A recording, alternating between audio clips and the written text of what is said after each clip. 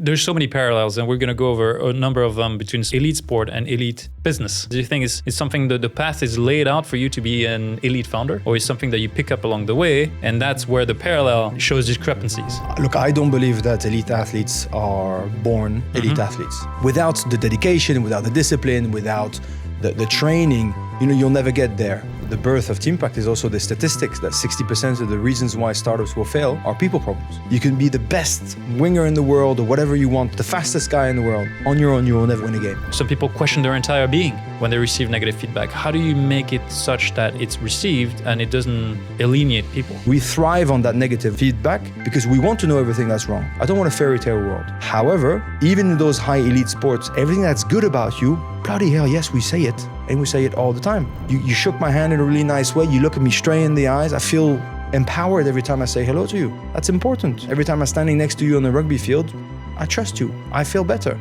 We put as much emphasis on constructive feedback, on negative feedback. I want to know where I'm bad. Please tell me precisely what I should do better. Where am I bad? However, please also tell me when I'm good. And value that. Welcome to the Climate Insiders podcast, where top climate thinkers, entrepreneurs, and investors share revolutionary ideas and insights. Tune in to learn from the visionaries shaping a sustainable future. Let's dive in. Ben, welcome to Climate Insiders. Thank you. Thanks for having me again. It's great to have you back again. I loved the first one, and everyone in the audience loved it so much. I had to have you back again. Absolutely. And there's so many things that I was dying to ask you.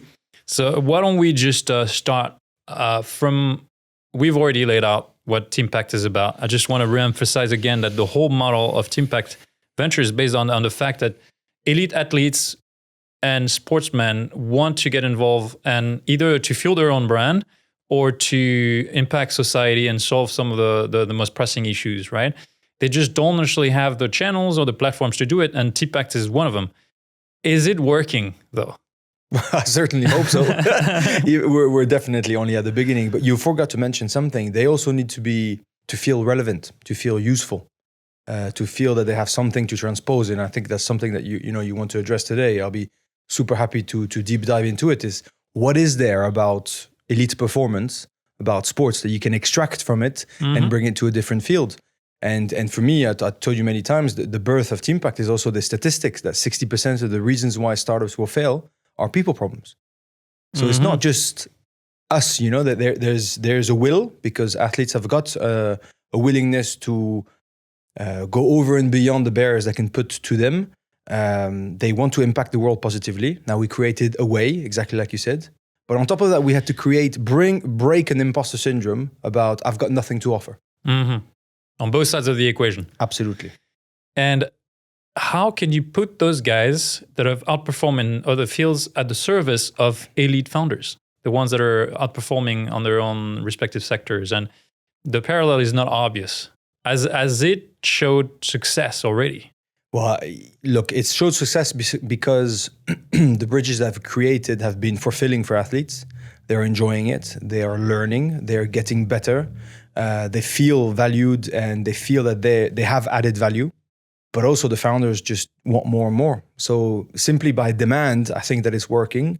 Of course, we're far from the results that we want, because the results that we want is to positively impact the world. That's going to take time. It's going to take a lot of work. It's going to take a lot of different ways than me just telling you that it's working by the founders asking for more. But certainly it's been extremely challenging, but also so rewarding. The reality is that to convince those two type of people that they have something to learn from each other, you just have to describe them. And if I talk to you about resilience, if I talk to you about drive, about extreme ambition, about being the 1% of the 1%, about necessarily needing to have a growth mindset, necessarily wanting to challenge yourself against the best, who am I describing? You generally don't know. They're the same people. And athletes and entrepreneurs are absolutely the same in that sense. So the more they chat, the more, this was my core belief, okay? This was our core belief at Teampact. But actually, the more we tested with the market, with the founders and the athletes, the more I discover some things that are absolutely identical. But now I will kill a myth now. I'm insisting on entrepreneurship and into tech, because that, for me, innovation had to play a major part into the world's challenges. We only invest in climate and health. But also, I don't actually believe into the transposition of elite mindset, drive, best practices of sport into just the general world of corporate. You can't ask people who live, or who work just to put a bit of food on the table, to behave in the same dedication, drive, mindset that I'm trying to prescribe. However, in the startup world, absolutely is it transposable, because those founders are the same people. They have that drive, that determination, and if you add the extra element of climate and health tech, they have this dedication to the world. We're genuinely not only doing it for us, you're doing it for everybody. So the intensity is the same. That's what I'm trying to say. There's so many parallels, and we're going to go over a number of them between elite sport and elite business. And you mentioned those attributes that are almost one for one, right? There's a total overlap. But for elite, you're conditioned to think like a top. You're going for that gold medal, for that trophy, and you're conditioned from your younghood, right? From the age of 12. It's not the case for founders. I don't believe so. Do you think it's a predetermined mind? Do you think it's something that the path is laid out for you to be an elite founder, or is something that you pick up along the way, and that's where the parallel shows discrepancies? Look, I don't believe that elite athletes are born elite athletes. Yes, you have talent, skill, family environment. You need a bit of help. You need some support. But you got to have this inner drive at excelling at something. Maybe that can be sharpened, but I genuinely do think that that's sort of, that's there. Now, without the dedication, without the discipline, without the training, you'll never get there. But in my sport, at least which was rugby, from age 12, it's not the case. It's when it gets serious, towards age 16, 17, 18, when things are getting really, really to click on. So basically, I don't believe that it's so much in you, it's built into you, and it doesn't come that early. And if you think of founders, well, the more I speak to them, the more I think in some way, shape or form, either they were absolutely sport fanatic, in some way, shape or form, they like to go over and beyond what was given to them. Either they're super intense about the way that they learn, that they teach, that they preach, that they connect with people, that they like extreme sports, sport itself, arts and crafts, music, whatever it is, they are ready to be to over-dedicate to themselves. So again, another parallel that is absolutely identical is that you're not born with it, but there is this element in you that you have to have of obsession, of drive, however you want to call it. The Nikola Karabatic that you've met a couple of times, who I'm very lucky to count as a business partner, says you got to learn to love the grind. It's not about setting yourself the target. It's just literally he loved nothing more to wake up in the morning and say, who am I going to beat today? It's not about wanting to be an Olympic champion. Who am I going to beat today? And most of the time, you got to beat yourself. You got to beat that little inner voice, is telling you, no, go back to sleep. You're fine. Don't do the extra lap. Well, I think entrepreneurs have got that same thing. Sometimes it can be overwhelming. Yeah? I'm not saying it's always good. That drive can eat you. It's complicated. I'm so glad that you're bringing this up. This is a recurring topic that I have in this podcast a lot, is the balance of yin and yang, where the yang is the drive, the power, the ambition, the vision, something that is very masculine as an energy, and how to rebalance that for yin. Otherwise you implode, you burn, that flame consumes you. So you need that yang. It needs to be really present. And Karabatic or Kobe Bryant spoke a lot about those obsessives. Yeah. And almost as an early stage investor, my role is to find this obsessiveness. In the eye of the founder, you can see it, right? It's radiating the room. And if you don't find this, there's almost a one-to-one correlation to a business will not make it. Yeah. How do we reconcile those two sides, though? You need that drive, that obsessiveness, this unstoppable desire to make it happen, and yet you need to make this durable. And I'm opening a Pandora's box here because it's something that I struggle with to make this a long-term game. You mentioned Nikola Karabatic. The guy has more longevity in his sport than anyone else. Reaching 40 and still outperforming. He must have a degree of yin, of self-regulation. How do we make it happen in the world of business? It's a proper challenge.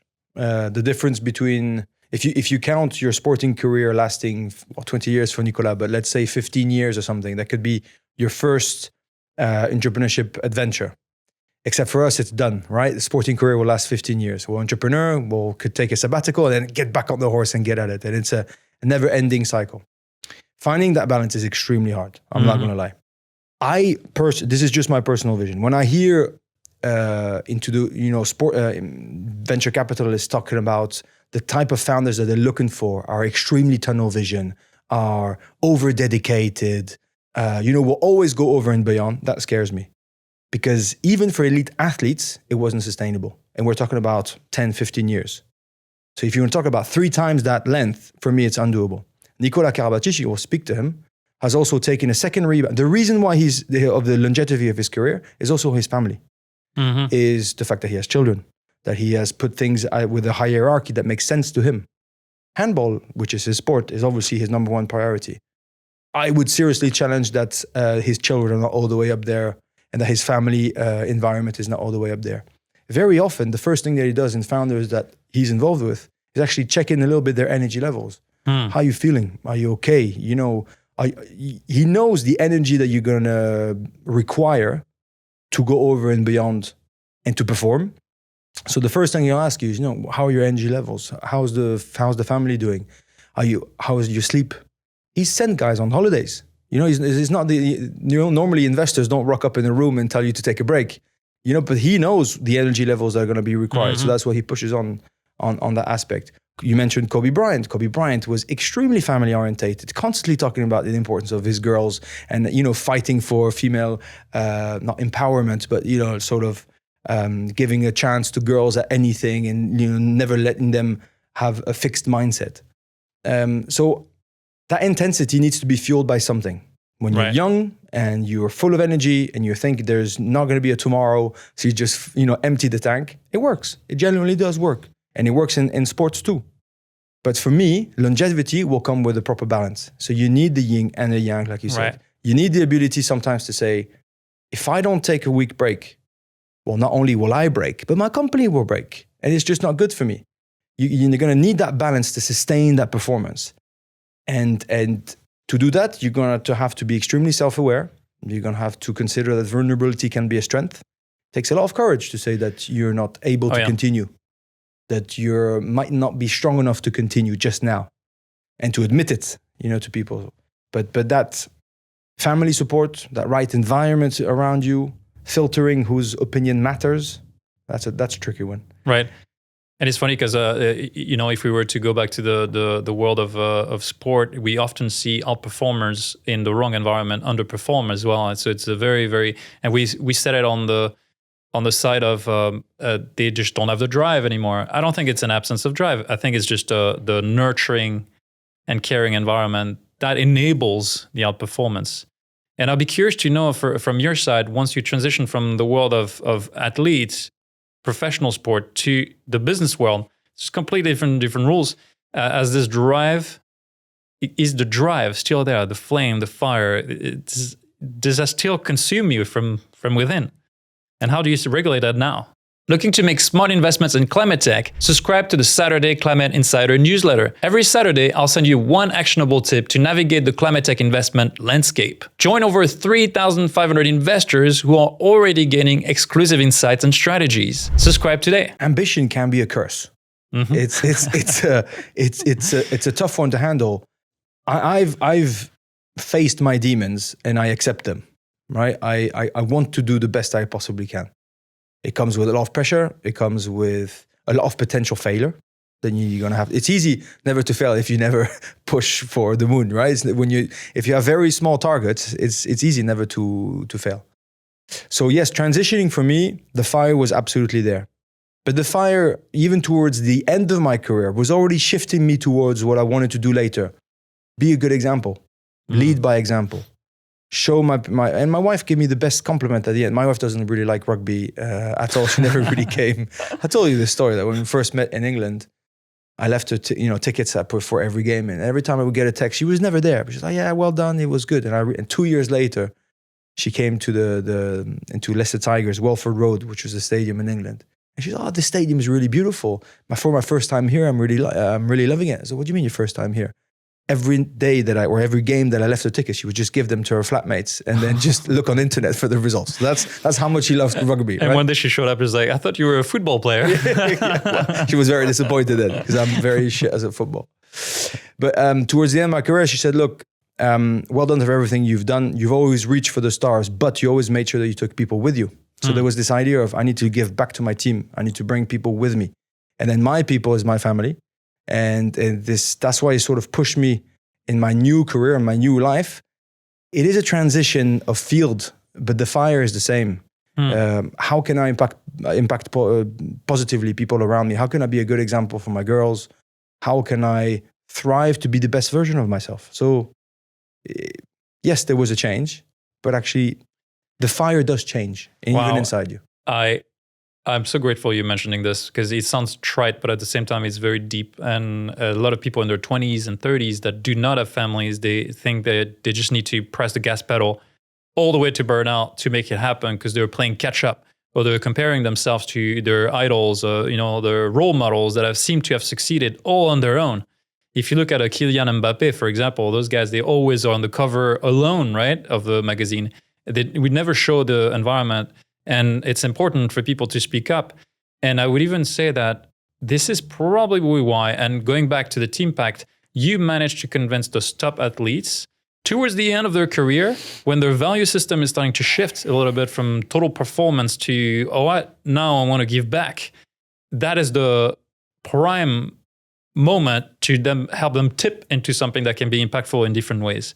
Is this the strategy that you're adopting to get people like Rafael Varane or Karabatic convinced to give back to society? So there's a purely materialistic element that, like you said, towards the end of the career, they start asking themselves those questions. What am I going to do next? How can I be useful, worthy, and add value? So yes, you're right. In a very straightforward way, that timing of the second bit of your career, or mostly towards the end of your career, is when they're asking themselves those questions and you come with some answers, right? So that's easy. But also there's a shift in the middle that it's easy to convince somebody once they had a family or once they understood that their outstanding performances are not only going to be led by their skill or by the amount of training that they do. There's going to be an extra element, which is called leadership, which is called heart, which is called my ability to bring people with me. That is become more and more valuable. And the other day I was asking, somebody asked me, so surely the moments where you were the most performing on the pitch were the moments where your athletic ability was at its peak. Absolutely not. Mm-hmm. My physical ability peak was probably around, 24, 25, 26 years old. My peak at what I did, my craft of rugby, was when I was 30, 31. I didn't run as fast. I didn't push as much. Maybe I was as endurant, but still. But it's because I had experience. I knew what I was doing. I was complete. Yeah. And I was a good leader and I could bring people with me. And that's where my worth was really shining. So Rafael Varane, you don't need to tell him that leadership is important. That was his role for the French team towards the end. Nicolas Karabatic, he's been a leading by example for a long, long time. So these guys, they've got a sensibility for it. They can see where the worth of leadership, of genuine leadership, relies. So yes, they're asking their questions, we come with answer, but there's also this thing that they've touched that extra element of performance, which is non-technical, non-strategic, non-physical. And if you take the Djokovic or the Nadal or Federer, or the total outperformance, the GOATs, the greatest of all time, they also peak late in the sense that they become unstoppable. And I think this is when they figure out we call the galaxy of people around them, right? So the people that are taking care of every aspect of their life so they can completely perform in performance. And this is where the parallel with business is very strong. As a CEO of a top performing company, you need that galaxy of people where you can rely on them blindly. How do we set that culture though? And how can we leverage the professional athletes to instigate that and help the top performance create that from the ground up? Well, that's $1 million, well, that's $1 trillion question, I'll tell you, because if we back the right companies, it'll be something. And look, I said it to you a couple of minutes ago, it's filtering whose opinion matters. And the earlier you can do that, the better. And I totally agree with you. Elite performing athletes have mastered that. you mentioned long list of examples of athletes who have been the goats of their sport, but also have made you understand how important family was. Roger Federer is one of them. Toto Wolff has been pretty vocal about it. The Formula One Mercedes team manager, and all those guys I've told you. The one alien, honestly, that I still can't wrap my head around. Possibly it could be towards your second point of having that right core team around him is Rafael Nadal. Because he's mastered everything from day one, almost to the last day, but due to injuries, he's simply not the same player at the moment. But I think that's where he mastered it, where he's got that right element of people around him who have stayed absolutely rock solid and offer them a shield to adversity, to toxicity, to just a waste of space of time and energy, right? So how do we get those athletes to transpose that to founders? Well, you just try to prove to them that the message is important. The messenger is also very important. Right. When it comes out of the mouth of an Olympic champion, somehow, in some way, it's got a bit more granularity about it. It's got a bit more weight about it. The eyes and ears are fully open. Yeah. The antennas are receiving the signal. Absolutely. And even another big business executive, your instant reaction as a founder could be, but we're not exactly in the same sector. You smashed it as a consultant. You're an incredible financial fintech founder. I'm doing climate. It's just not the same game. So you could potentially challenge what they're saying because you know a little bit of what they did. But now if it's an athlete that said, look, it's a totally different field, you can't possibly even challenge their legitimacy. So maybe it's because there's also that wall of distance that it just weighs double. I want to talk about culture and the management of egos, because that's notorious in football. For example, the modern football is crippled by egos, and you don't have to go far. Cristiano Ronaldo or Mbappe has some issues, or we don't really know the behind the scenes. But management of egos in teams of superstars is really difficult. Same goes for the world of startups, where if you want to hire someone who's a bit of a superstar in his particular vertical, a sector, someone who has 15 years of experience and has already done amazing, bringing them together into a cohesive culture can be really challenging. And this is where, if I were to push the metaphor, the analogy to the extreme, football has kind of failed at this cohesiveness when rugby has always succeeded. It's always been kind of putting the team first, although it's changing a little bit. But is there any kind of learnings that you could apply directly, or you're trying to communicate to founders saying this is how you should operate from the start?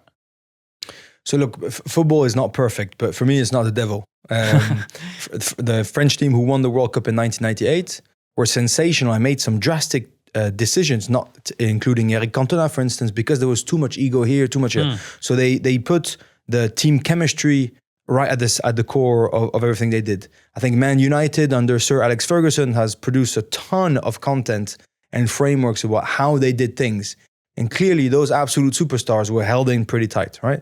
I do agree with you. There are some unfortunate, poor examples too, but there are some good ones. So I just want to highlight it. I would be more worried about a talent who has zero ego than somebody who's got too much. I've always preferred to tame people than to have to drag people. I always prefer somebody who's got too much ambition rather than somebody who's got none. It's impossible to create ambition to somebody who's got none. I'd rather tame drive than have to create it. How do you tame it? Otherwise, it's fake. So how do you tame it? How do you control it? Number one, you understand that that's why rugby is a good example. There's in the definition of the rules of rugby, you can be the best winger in the world or whatever you want, the fastest guy in the world. On your own, you will never win a game. So it's not about we're better people. It's because genuinely in the definition of the rules of our sport, you cannot make it. It's simply impossible. So there's this reward of the graft, of what requires zero talent, of the dark arts, of what is in the back office. There's the reward of those grafters, and I praise for them because that was my role. Basically, I never scored a try, but you never scored a try. Hardly ever scored a try. But it would have been like a 2-meter one. I didn't have much to do. The hard work was done. But But without what I did, all those fast guys would never do it. In my teams, there was always an element where on the Monday you would do the game review and you would look at all the tries. It's like the goals in football, right? You want to look at them. And as soon as we won, you could all applaud the guy who scored and well done, mate. That was really good, brilliant finish, etc. And then you could rewind the play. You would always find something that might be like a quarter of a second, an additional run without the ball. Somebody who went to rip out the ball to the ball boy. Just to get it back in play a little bit faster. Somebody who got off the floor a little bit faster than the opposition. Something that requires zero talent, but that requires a donation to the team that was absolutely key into scoring that try. And so we would find it, spot it, acknowledge it, and the guy who scored always had to come and give a little kiss to the guy who did that selfless action in it. And there's tons and tons of examples. If you look for them, there's always the one. There will be the guy there'll be the sales superstar in the tech team who will sign the major contract, ring the bell, gling, gling, gling, gling, gling, get everything to be there. The investors will be looking at him because the board will be looking at him because those numbers are absolutely key for the next fundraising round, et cetera, for the communication. The PR and marketing will shine him. But if you look at the way that he made that deal happen, maybe there was some sort of financial element that actually got composed by the accountant that never gets put in the center stage, and maybe without that tiny calculation that is absolutely useless that helped him seal the deal. It's never an issue if he seals the deal. That's his job. Fair play. I want him to score as many goals as he can, and we will all celebrate. But if he never acknowledges that little element of work that is done behind closed doors, that is done with no spotlight on them by the backroom staff, it could be accountants. I have nothing against accountants, but it's normally never really put forward as being, genius operators within a company. Then their faith into I am important in the overall success will die from inside. Exactly. It's the incentive mechanism doesn't have to be financial. No. A promotion, it can be just self-worth. And the self-worth most often comes from the recognition from absolutely the superstars or the people that are at the forefront, the CEOs, the executives. So as founders, you always need to create that culture. And look, sport is a pretty cutthroat feedback type of environment. When you're bad, you know it. You're measured all the time. In a rugby general week, you'll be measured in the weights room on a Tuesday. You'll be measured against your opponent who's challenging you for the spot on a Tuesday afternoon. On the Thursday, the team lineup is given. So you made the team, you haven't made the team. On the Saturday, you actually play the game. So you get measured against opposition. And potentially the week after, your president calls you whether you're going to get re-signed or not. And then the week after, the French team announces their squad, whether you're picked or not for that one. So that you're constantly told you're good enough, you're not good enough. Okay? So we thrive on that negative feedback, on that constructive criticism feedback, because we want to know everything that's wrong. I don't want a fairy tale world. However, even in those high elite sports, everything that's good about you, bloody hell, yes, we say it, and we say it all the time. Everything that I like about you shook my hand in a really nice way. You look at me straight in the eyes. I feel empowered every time I say hello to you. That's important. Every time I'm standing next to you on the rugby field, I trust you. I feel better. So we put as much emphasis on constructive feedback, on negative feedback. I want to know where I'm bad. Please tell me precisely what I should do better. Where am I bad? However, please also tell me when I'm good and value that. I'm glad that you're bringing this up. The feedback thing is something that is so difficult in the business world, and it's I don't know any company that has really cracked this and implemented something that is really, really strong. It is coming as BS annual reporting, one-to-one talk, but you cannot have this on an annual basis. It needs to be on a continuous basis. Any way or insights or tips that you could share on how to implement this at the business level? Because obviously people need to produce. They need to be, they need to focus on the core tasks. You cannot stop them, in the alley or next to the restroom and say, hey, mate, awesome job. Or this is how you should tweak it. So I see two problems with feedback. It's the recurrence of it. Like you said, if it's annually, that's too late. I'll just put a side note that It's a little bit easier in the world of sport because, like I said to you, we're judged every Saturday. We have a report every Saturday, whether you win or you lose, right? And we know the rhythm with the calendar of the games, so the features. So it's a bit harder in the business world where you might be working for 6 months for this one report, for this one client, and then would you make it or not is a long-term decision. And then there's the annual overall company report. So that's complicated. So there's not enough of it, number one. And number two, people don't know how to do it. And the only way to get good at something is to do it a lot, is repetition. I don't have a perfect framework. And I can tell you the perfect framework. How do you do it? You just got to do a ton of it, non-stop. How do you make it so that it's heard on the other side? The constructive one, the negative one, the one like the little, that pokes you and pokes your ego a little bit. And then, starts, some people question their entire being when they receive negative feedback. How do you make it such that it's received and it doesn't alienate people? So number one, in the companies in which we invest, we tell them to do a ton of it. So that you take the annually, but you put in 2 quarters, there's your KPIs, your OKRs, your whatever you want. But on a weekly basis, you need to be able to give feedback. Number two, we will try to make it mutual. The manager will give a feedback to the person who's in front of him, but the manager should receive feedback on the way they manage too. So it should go both ways. And number three, we created, at least for small companies, it works. At scale, I don't know how to do that for thousands of people. But we created a 3-way feedback. What I like about Yuan, what I don't like about Yuan, and what I commit to do to help Yuan change what I don't like. It is different to give yourself a feedback about saying, look, you were terrible on this. But if you don't say also what was good, you can never frame the feedback. You don't know where it starts, when it finishes, and that can bring interpretation, which is toxic. But also, if you're just left with the problem and zero solutions, it's a bit hard. You feel even more alone than you were before, and you feel helpless. You feel a little bit lost. And on top of that, it creates a sort of an ownership of your own feedback.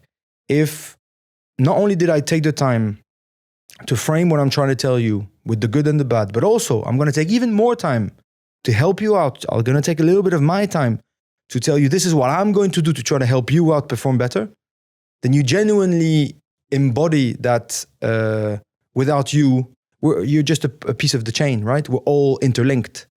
If you don't perform, the company doesn't perform, I don't perform, and we're all in this together. So that's one way of doing it. But whatever ways you decide to do, make it as frequent as you possibly can, weekly basis, not even monthly, weekly basis. When the feedback is done well, it can last 45 seconds. This is what was good, this is what was bad, this is what I'm trying to help you. And then just repeat a ton of it, because there's nothing better than repetition to make perfect. And I think when you provide a lot of positive feedback, it makes it more swallowable, acceptable to receive negative. Yeah. I think it's a bit of a ratio.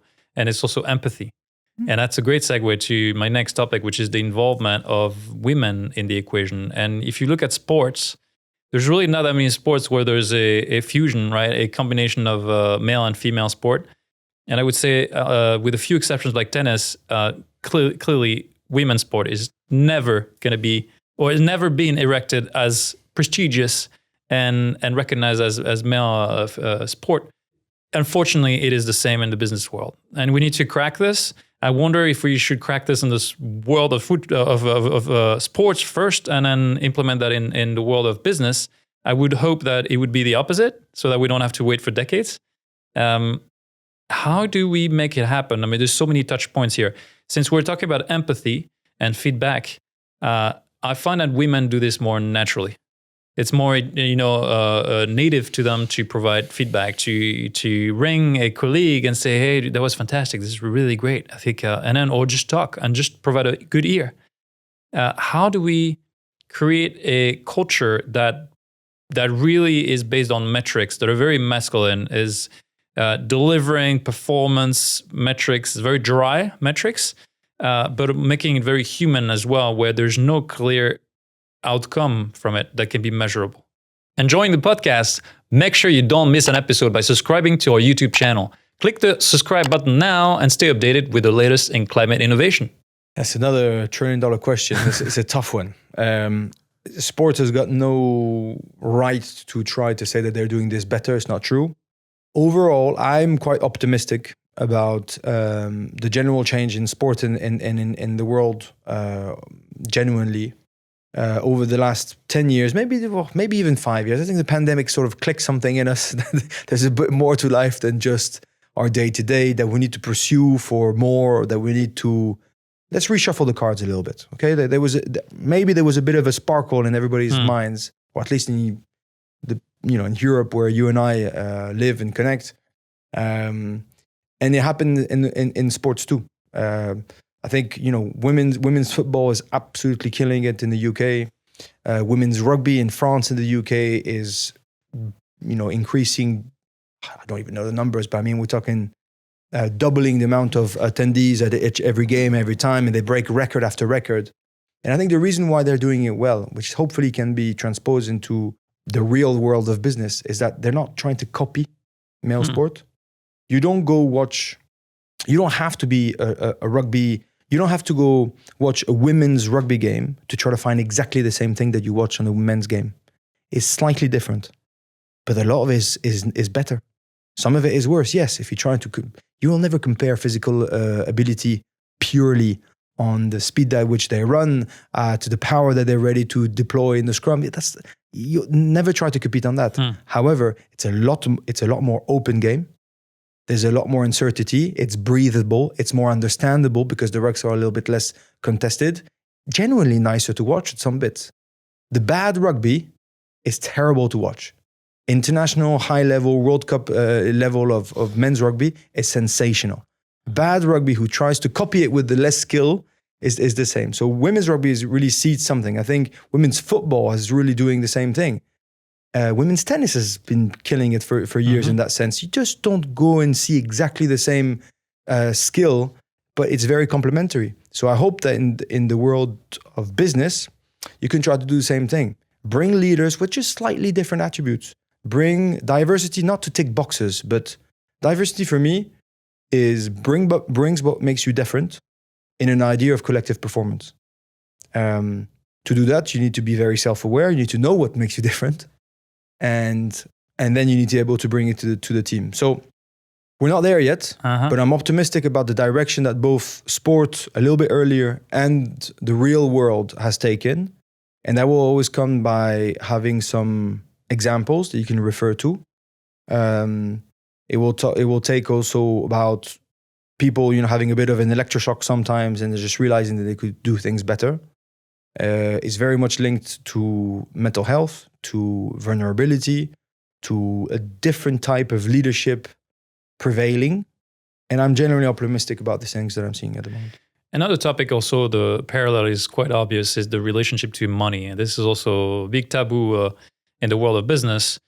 In the world of sport, we mostly know who's earning what and who's earning the top dollars. And I don't know how the professional athletes deal with this, but in the professional world, it's still very difficult. And I wanted to share something, and I would love to hear your insights on how to think of this. One of the main metrics in the professional world is how much you earn. And I wish there was other metrics, but when I started my career, I started in Chicago actually, and I remember my first manager told me, Johan, I was not very well paid. I was clearly underpaid for my job, but he said, Johan, what matters is not what you're earning now, it's what you're earning in 5 years, in 10 years, because the delta will be enormous. It will be huge, depending on if you found the right track, if you're at the right place, and if you found the right environment, and you can fully blossom.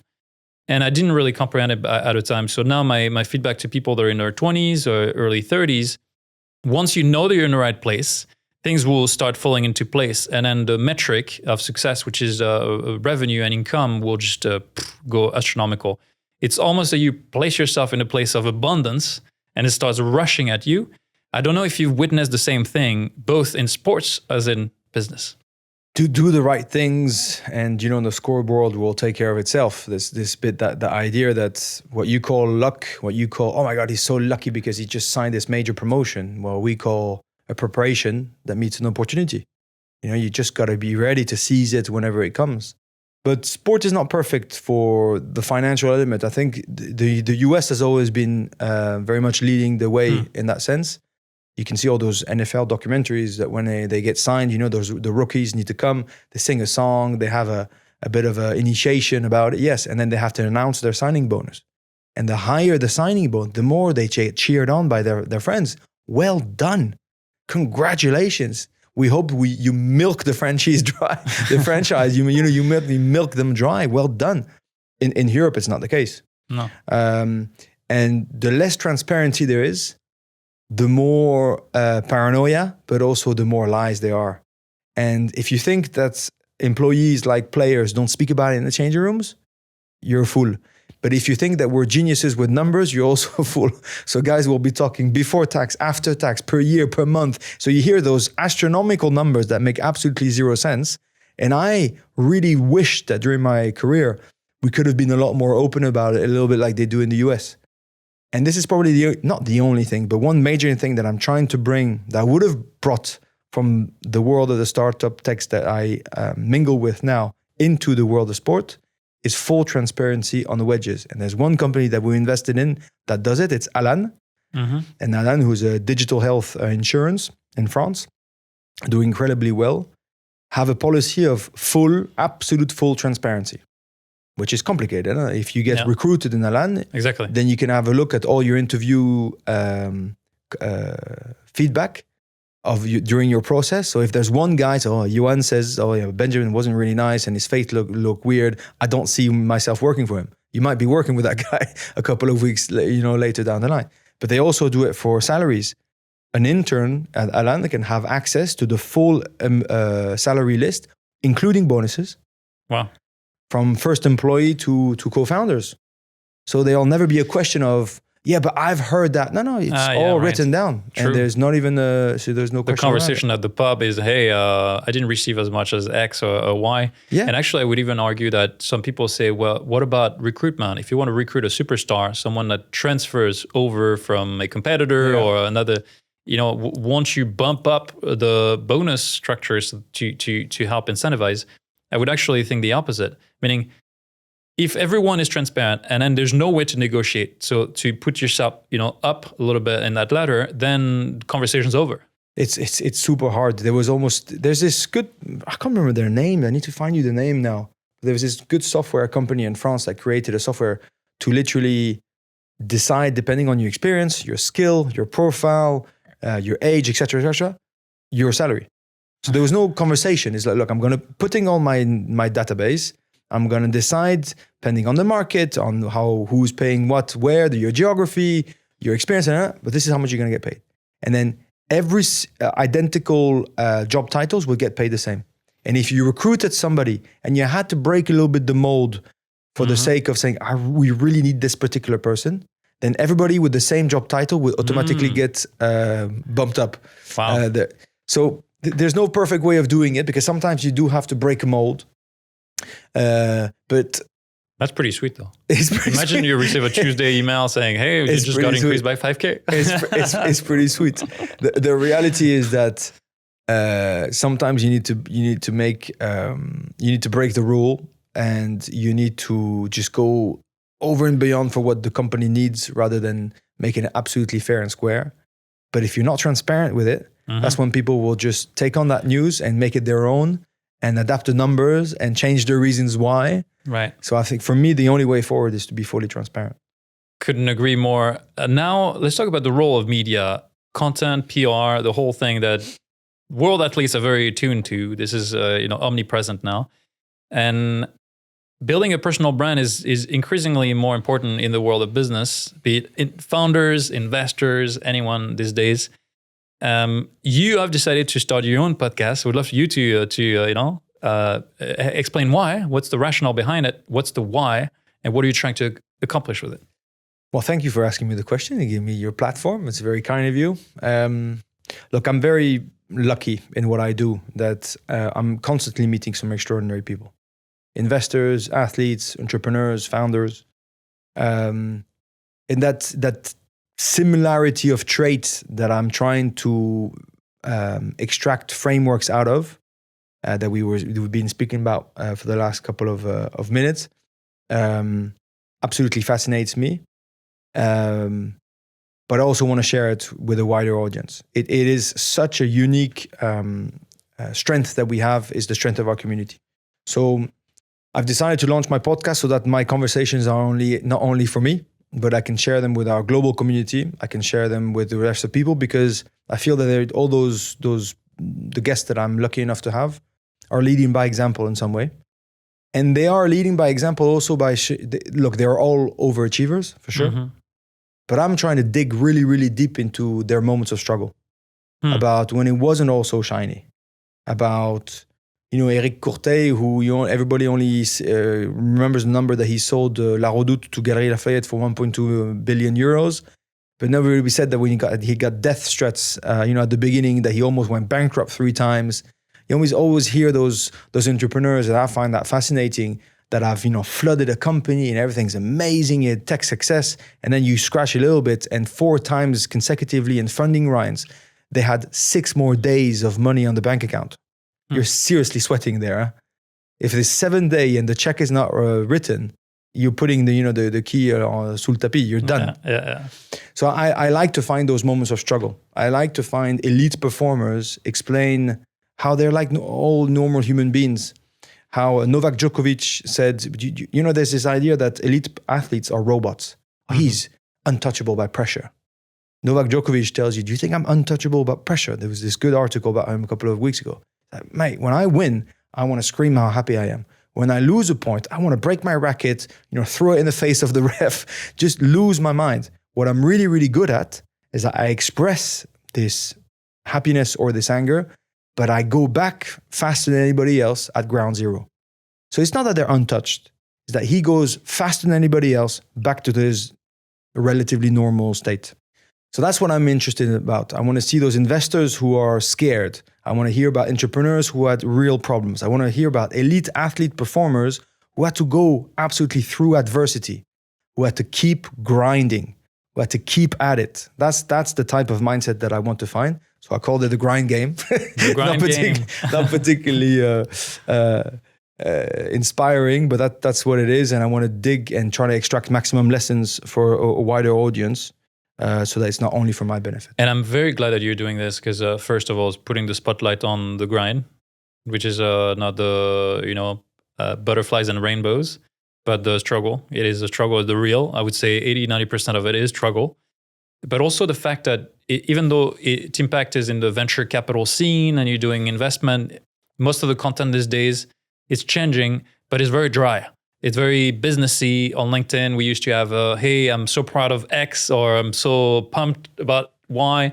Those kind of press release, kind of boring articles. So I'm glad to see a new wave of content. And we can talk about this, of completely taking the opposite stance, saying we're going to create content that is genuinely consumable and appreciated by people listening in. And that's going to reflect good on our brand. And this is what's going to bring people at the door to become partners or customers. Yeah. And then thinking about content the complete different way. More value add than let's, make us shine and look good. It's 100% value add, without a question. It's and I've learned it both ways. Yeah, during my sporting career, okay, but also at the end, and I'm still doing it now. I'm a pundit, a commentator for both French and in English TV on rugby games. And I genuinely did it because I love games. I love rugby. I like to go there, get paid for it. And the better pundits, the better commentators are just not those who are politically correct and repeat the same type of gibberish that everybody's already heard. People want to hear the passion. They want to hear the dedication. They want to hear who you are as a person, what you stand for, what makes you tick, what makes you go over the edge, but also what warms your heart. They want to feel that human connection. And in the end, that allows me to have access to investors, to athletes, and to entrepreneurs who are just interested by a different story, the way that it's told. So personal branding is just another way of being different, is being good, is being yourself, is being genuine. And I think in all those interactions, whether it's people that you're pitching, by the way, should be a new Olympic discipline. You want to talk about the grind? Oh, yes. It's an incredibly hard discipline that requires so much dedication, repeat of effort, etc. But it's this idea that your personal branding will allow you to connect in a human way with the people who are in front of you. And then whether it's to attract talent whether it's to win deals, whether it's to get the trust of investors or founders, it's absolutely key. I would love to hear an anecdote, actually, because the Rugby World Cup happened is still fresh in our minds. Last year, and you decided to become a pundit and to comment the games, which is completely unrelated to your core business. And having that gut, I mean, of course, it's an amazing opportunity. Who would decline? And yet, the corporate world today sees this as, well, it is not directly benefiting us. It's even potentially a risk of losing focus, of not being super engaged, of, he's not going to be able to allocate 40 hours per his contract, et cetera, et cetera. Obviously, you're in control of your own organization, but how do you invite organizations to think about it? Something that can fuel personal brand, personal excitement, but can reflect good on the organization, and think a bit more like a Google, where they park 20% of their time, so it's 1 day per week, for personal activities. Should we just roll this out and enable anyone to explore their creativity and then do something that's really exciting? Look, so for Teampact, I asked the question to the other partners of the firm first. It wasn't just my decision to go and do it. So I spoke to all the team that Romain, Basile, and Louis, etc. I obviously asked them the question. They said, "Okay, I have a feeling that it's going to be sensational exposure, and that I will be allowed to be myself, and that people can connect with me on a wider stage, and it's going to be a fantastic ROI for us as a firm." I have a feeling. I had zero guarantee. What do you guys think about it? And everybody backed me. So for us personally, I didn't take the decision on my own. I asked the team and they validated it. And now for companies, I just can give them my personal example. Elite sport is as dedicated as you can be, right? It's every single day, train twice a year, train twice a day, play for 10 months of the season, 3 weeks holiday, 6 weeks pre-season, back at it, okay? So it's absolutely nonstop. And the more I had activities on the side, especially towards the end of my career, the better I got on the pitch. And I asked my coach, look, is it okay if I do a little bit of business angel investment on the side and I spend a couple of hours a month with the startup? Are you going to learn something? Yeah. Are you going to enjoy doing it? Yeah. Is it actually mentally going to rest you a little bit from your day-to-day grind and tunnel vision focus of rugby? Yeah, go and do it. Okay. Then it was about people management. Okay, then look, I went to see my coach. There's a shop here that I would like, is just gone into administration. I want to buy it and just recruit 2 people. Is it okay if I do that? Are you going to learn? Yes. Do you enjoy hiring people? Yes. Is it going to freshen up your mind about doing this? Yes, do it. And that's how I went. And actually, the more activity I had, the better I got, because rugby became for me. And the same thing happened. That's the same reasoning behind the importance of family. It just puts it back into a place where what you do at Google every single week is not who you are as a person. And as long as it allows you to keep that short and sharp bursts of creativity, of dedication, of discipline, and that you don't just drag them on for the sake of it over 8 hours of a day, then so be it. But there's nothing better than having validation from your family, from your boss, from your partners, to go on and pursue something. But I would seriously encourage everybody to do it. Yeah, but thanks so much for bringing this up. And also, since we were talking about the personal branding, there's a hyper personification today, right? So it's personal brands over corporate brands.